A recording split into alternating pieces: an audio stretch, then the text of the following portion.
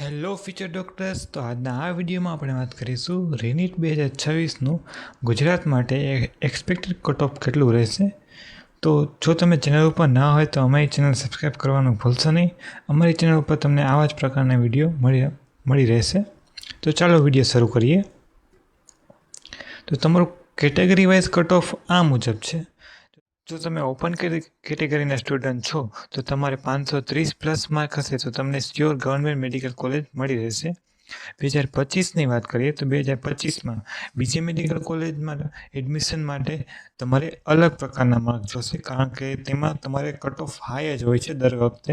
તો તમારે તેમાં એક્સપેક્ટેડ કટ ઓફ કરતાં તમારે +20 માર્ક ગણવાના રહેશે.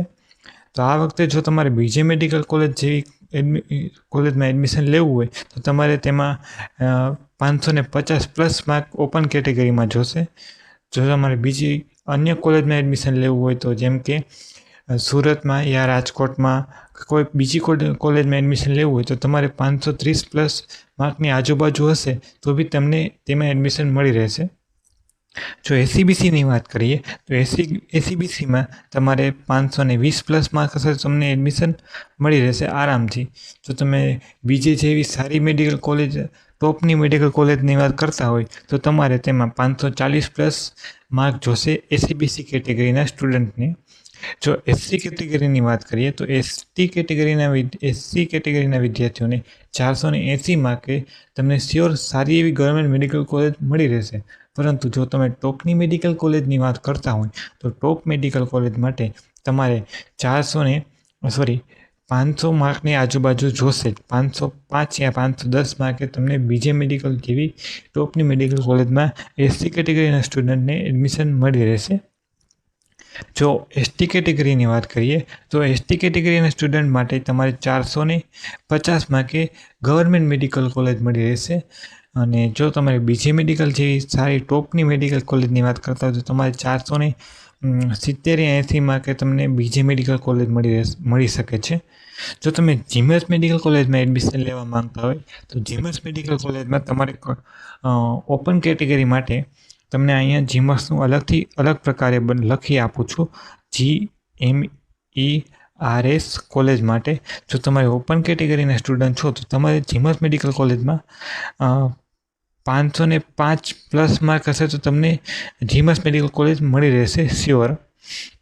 કોઈ પણ જીમસ મેડિકલ કોલેજમાં કટ ઓફ ઉપર નીચે ખૂબ વધારે જોવા મળે છે, કારણ કે તે કોલેજ મુજબ ડિપેન્ડ કરે છે. જેમ કે તમે જીમસ મેડિકલ કોલેજ સોલા અમદાવાદની વાત કરતા હોય તો તમારે ત્યાં માર્ક વધુ જોવા મળે છે. જો 505 હશે તો ત્યાં તમને એડમિશન શ્યોર મળી રહેશે. જો ઓપન કેટેગરીના સ્ટુડન્ટ હોવ તમે અને તમારે જીમસ મેડિકલ કોલેજ વલસાડની વાત કરતા હોય તો જો તમે વલસાડમાં એડમિશન લેવા માંગતા હોય તો તમારે ત્યાં 490 માર્ક પણ હશે તો તમને ત્યાં એડમિશન આરામથી મળી રહેશે.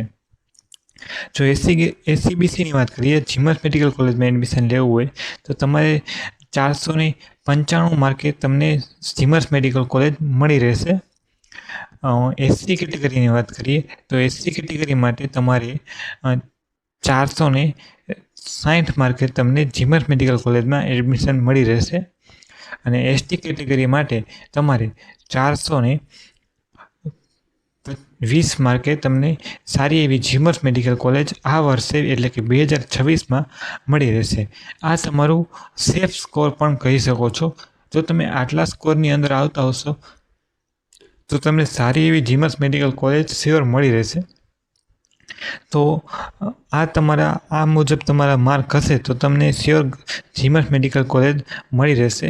તમારો રીનીટ 2026માં કેટલો સ્કોર બને છે તે જરૂરથી જણાવજો. અને આ વખતે પેપર ડિફિકલ્ટીના કારણે તમારું કટ ઓફ લો જશે અને આ વખતે એમબીબીએસ અને બીડીએસની સીટોમાં સંખ્યામાં પણ વધારો થયો છે અને પેપર આપનાર વિદ્યાર્થીઓની સંખ્યા પણ ઘટી છે. તમને જો આવા જ પ્રકારના વિડીયો જોવા હોય તો અમારી ચેનલ સાથે જોડાયેલા રહેજો.